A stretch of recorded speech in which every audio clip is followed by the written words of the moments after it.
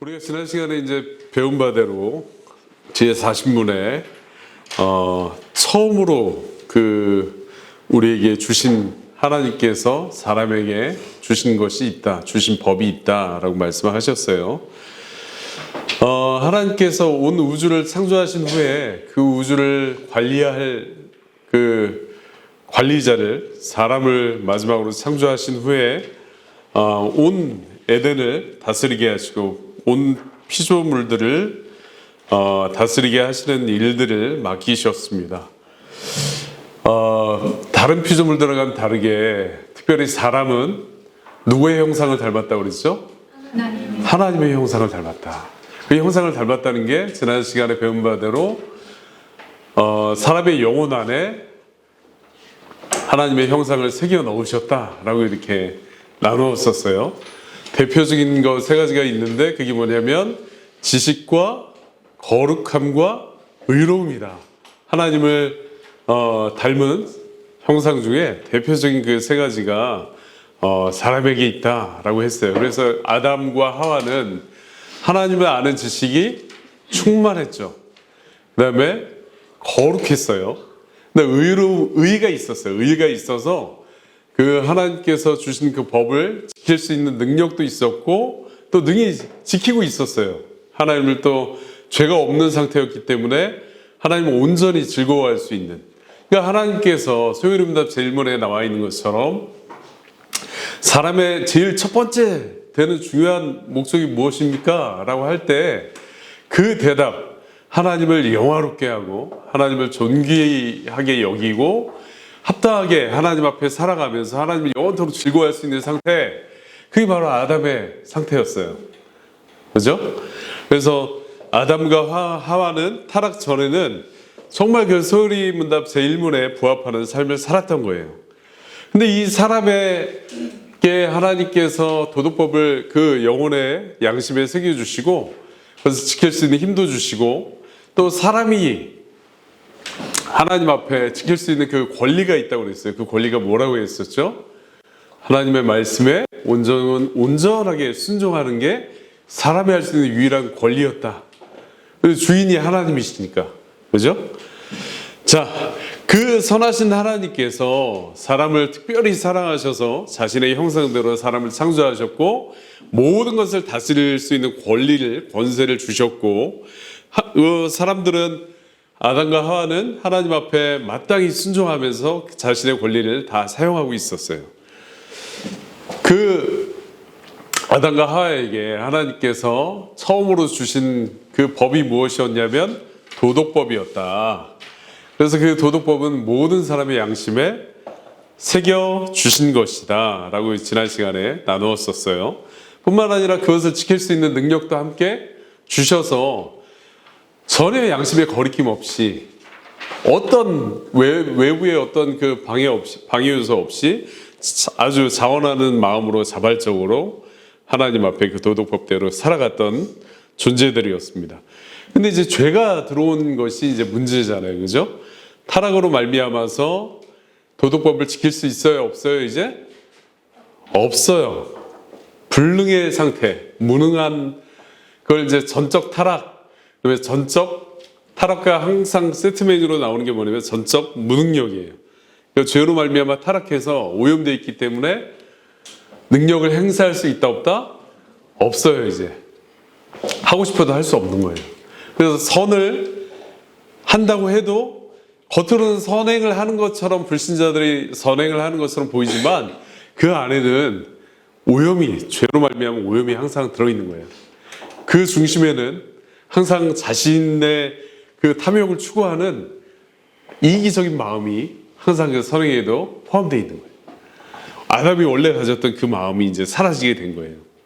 그래서 하나님을 배반할 뿐만 아니라 이제 적극적으로 하나님을 미워한다. 그래서 성경 말씀에는 이제 너희가 이전에는 하나님과 원수되었던 상태였다라고 얘기하고 있잖아요. 그죠? 그냥 별로 무관심한 상태 아니면 별로 사이가 좋지 않은 상태, 이게 아니라 원수되었던 상태, 죄로 말미암아 하나님과 원수된 상태에 있었다. 근데 하나님께서 이런 절망 가운데 있는 그 인류를 위해서, 사람들을 위해서 다시 한번 그 도덕법을 계시해 주신 사건이 일어나는 거예요. 그게 어디에 요약돼 있다? 오늘 소요리 문답에 나와 있는 것처럼 하나님의 도덕법이 다시 계시되었는데 그게 어디에 요약돼 있습니까? 십계명. 십계명은 누구한테 주신 거예요? 이스라엘 백성들을 특별히 하나님께서 구별하셔서 누구를 통해서 십계명을 주신 거죠? 모세를 통해서 주셨잖아요. 그죠?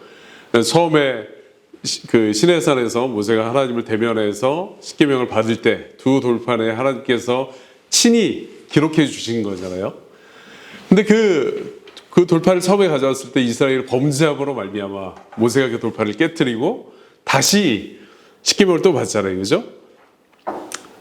첫 번째 십계명하고 두 번째 모세가 받은 십계명하고 내용이 같을까요? 다를까요? 네, 같죠. 당연히.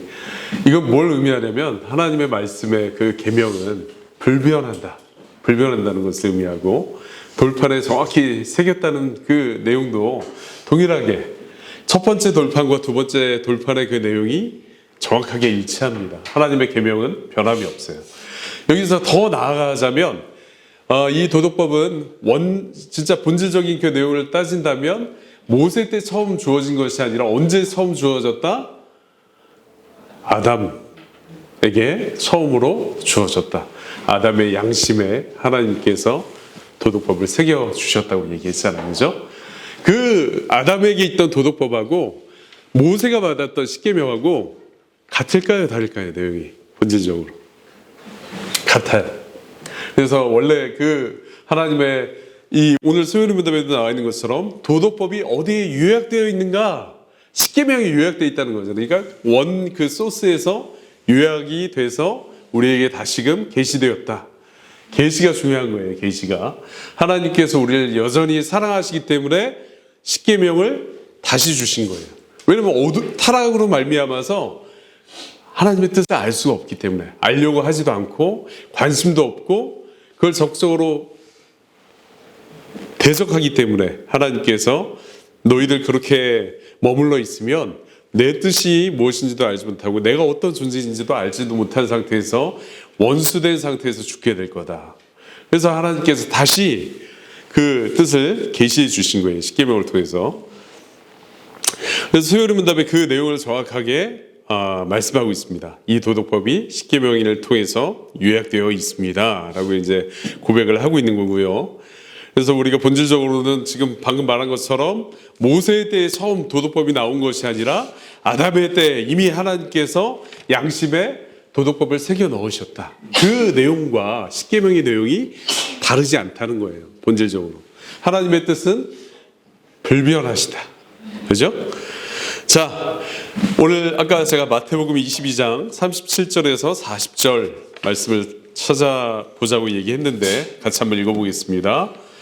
마태복음 22장 37절에서 40절 시작.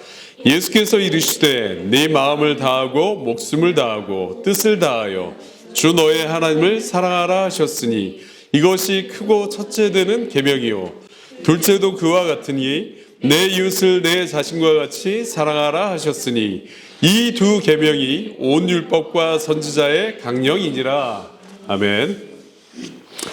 우리 주님이신 예수님께서 제자들을 향해서 이 십계명을 요약해 주셨어요. 두 가지 계명으로. 그죠? 첫 번째 뭐예요? 하나님의 사랑. 두 번째는 이웃 사랑. 이게 가장 크고 중요한 계명이다. 자, 십계명에서 제1계명에서 4계명까지 누구에 대한 거예요? 하나님을 사랑하는 내용을 담고 있잖아요. 그죠? 하나님을 어떻게 영화롭게 해야 되는지, 어떻게 존귀하게 여겨야 되는지, 합당하게 하나님을 예배하는 것이 무엇인지 1계명에서 4계명. 5계명부터 10계명까지는 무엇을 의미하고 있죠? 그 내용이 뭘 포함하고 있죠? 이웃사랑에 대한 내용을 포함하고 있는 거예요. 우리 주님께서 정확하게 말씀으로 오신 분이시고 또 그 말씀의 그 주인이시자 그 말씀의 그 내용들을 정확히 알고 계시는 하나님이시잖아요. 그죠? 우리 예수님께서 제자들에게 정확하게 말씀을 해주신 거예요. 너희가 십계명 잘 알고 있지? 자, 내가 십계명을 요약해 줄게. 첫 번째는 네 마음과 목숨과 뜻을 다해서 주 너의 하나님을 사랑하는 게 십계명의 제일 중요한 부분 첫 번째야. 자, 두 번째, 너희 자신과 같이 네 이웃을 사랑하는 게 이 5계명부터 10계명까지 포함되어 있는 내용의 핵심이야. 알겠니? 라고 이렇게 제자들에게 선포를 해주신 거예요. 이게 바로 우리 주님께서 친히 그 말씀의 주인이신 분께서 십계명이 무엇을 다루고 있는지 각 그 계명의 세부 사항들이 있지만 종합해 보면 하나님을 정말 진실되게 사랑하고 또 이웃을 하나님을 사랑하는 자가 그렇게 사랑할 수 있다라는 부분을 설명하고 있는 것입니다. 이제 다음 주에는 이 예수님께서 요약해 주신 부분을 더 자세히 다루도록 하겠습니다. 그럼 이제 필연적으로 이런 질문이 나올 수 있어요. 요즘 들어 이제 두 가지 극단이 있거든요. 항상 이 성경의 진리가 선포되는 곳에는 극단의 어떤 그 이단들이나 잘못된 가르침, 거짓 교사들이 존재하거든요. 근데 어떤 극단들이 있냐면 한쪽은 이런 부분들이에요. 율법이 너무 중요해. 하나님의 말씀 십계명은 너무 중요한 부분이야. 그래서 너희들이 정말 구원받았다고 생각된다면 이 율법을 지킴으로 말미암아 너의 구원을 완성할 수 있는 거야. 율법을 지키지 않으면 너희 구원받았다고 말할 수 없어요. 또 한쪽 측면의 극단이 있어요. 이 사람들은 뭐냐면 자, 너희가 예수 그리스도로 말미암아 구원받았어. 그지? 그럼 복음이야, 복음. 그리스도로 말미암은 구원을 입은 자들이야. 그래서 너희는 모든 죄로부터 자유하고 모든 율법으로부터도 자유해. 그렇기 때문에 율법을 굳이 지킬 필요가 없어.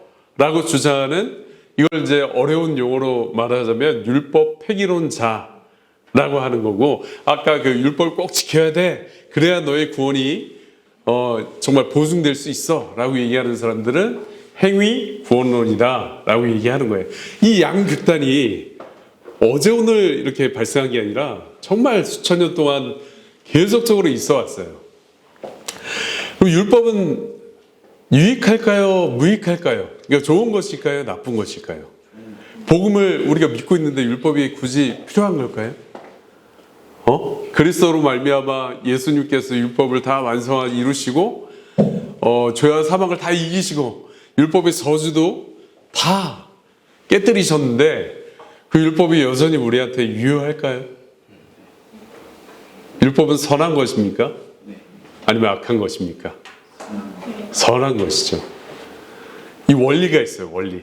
이 거듭난 사람과 거듭나지 않은 사람의 이 원리가 있는데 이게 뭐냐면 우리가 쉽게 설명드리면 시편에 다윗의 고백이 있잖아요. 그죠? 내가 주의 말씀을 주야로 묵상하나이다.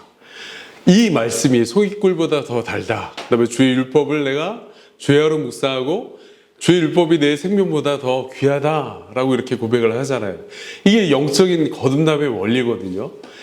예수 그리스도를 통해서 거듭난 사람들의 정말 중요한 특징 중에 하나가 뭐냐면 하나님의 말씀을 계명을 사랑하게 된다는 거예요.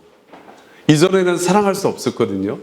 하나님의 말씀이 너무 버거워 보이고 이건 너무 높은 수준의 기준이야, 잣대야 이렇게 생각을 했었는데 예수 그리스도를 정말 믿음으로 고백하고 그리스도를 만난 사람들은 이 율법을 사랑하게 되는 거예요. 점점점 자기가 온전히 지킬 수 없을지라도 그 말씀에 순종하기를 더 힘쓰게 되고 더 기뻐하게 되는 게 바로 성도의 모습이라는 거예요.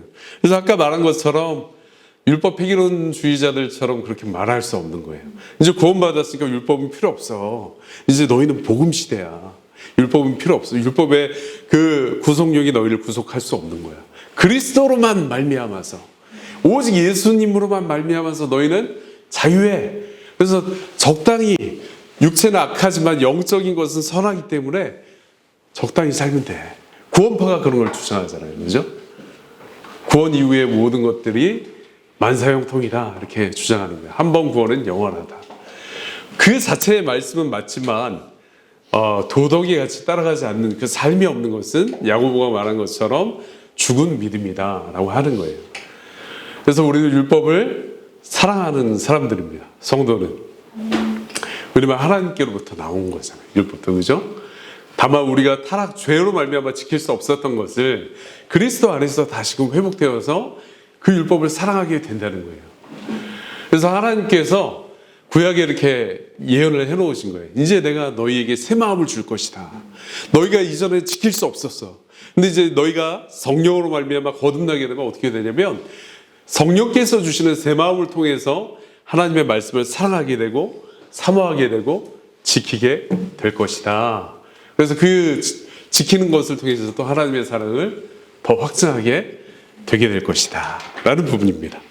그래서 우리 예수님께서도 율법을 가볍게 여기셨어요? 존귀하게 여기셨나요? 존귀하게 여기셨어요. 내가 율법이나 선지자를 폐하러 온 것이 아니다. 너희가 자꾸 나를 보면서 내가 이 주장을 하는 것들을 이해하지 못해서 율법을 자꾸 거스르는 사람이다 이렇게 판단하지만 난 그렇지 않아. 나는 율법을 온전케 하는 사람이다. 나는 율법을 온전케 하려고 이 땅에 왔노라 라고 고백하신 거예요. 그죠? 그래서 구원받은 사람들의 명확한 특징은 뭐냐면 이 우리 안에 내주하시는 성령께서 하나님의 말씀을 기쁘게 여기고 사랑하게 만들기 때문에 점점 더 하나님의 말씀을 사모하게 되는 거예요. 그래서 그 십계명이 이전에는 너무 높은 수준의 도덕법이야 이렇게 생각했었는데 점점점 그 도덕법을 십계명을 사랑하게 되고 그 도덕법의 요약인 하나님 사랑과 이웃 사랑이 삶에서 점진적으로 소리문답에서 배웠죠. 점진적으로 시간이 갈수록 점점 점차적으로 열매로 드러나게 되는 것입니다. 예, 마치겠습니다.